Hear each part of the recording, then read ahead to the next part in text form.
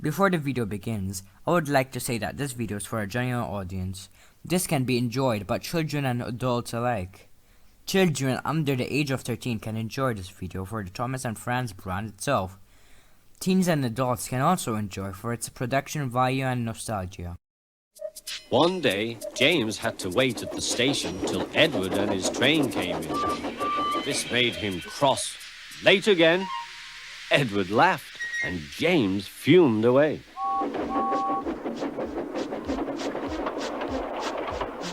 After James had finished his work, he went back to the yard and puffed onto the turntable.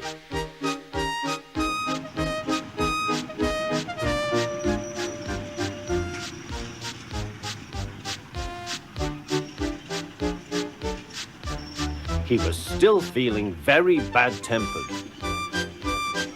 Edward is impossible, he grumbled to the others. He clanks about like a lot of old iron, and he is so slow he makes us wait.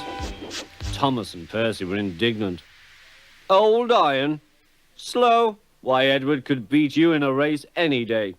Really, said James, I should like to see him do it.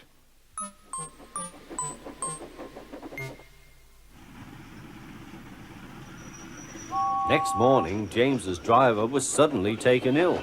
He could hardly stand, so the fireman uncoupled James ready for shunting. James was impatient. Suddenly, the signalman shouted. There was James puffing away down the line. All traffic halted, he announced at last. Then he told the fireman what had happened. Two boys were on James's footplate fiddling with the controls. Phew! They tumbled off and ran when James started. The signalman answered the telephone.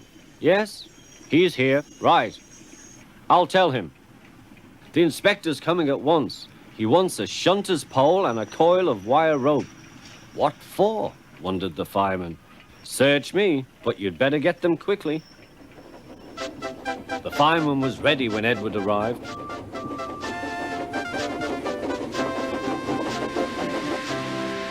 The inspector saw the pole and the rope. Good man, jump in. We'll catch him, puffed Edward. James was laughing.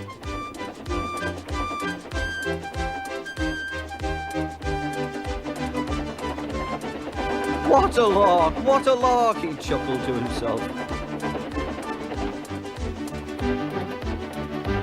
Suddenly, he was going faster and faster.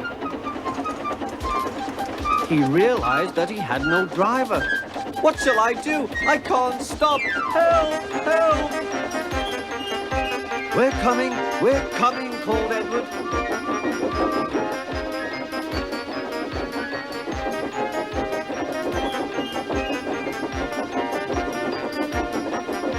Edward was panting up behind with every ounce of steam he had. At last he caught up with James.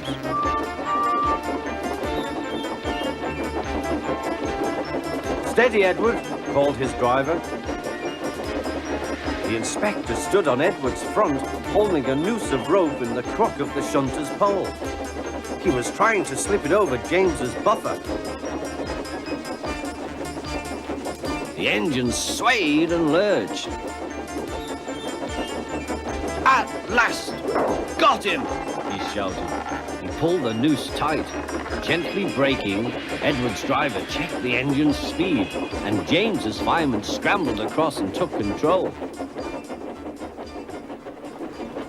So the old iron caught you after all, chuckled Edward. I am sorry, whispered James. Thank you for saving me. You were splendid, Edward. That's all right, replied Edward. The engines arrived at the station side by side. The fat controller was waiting. A fine piece of work, he said. James, you can rest and then take your train. I'm proud of you, Edward. You shall go to the works and have your worn parts mended. Oh, thank you, sir, said Edward. It'll be lovely not to clank.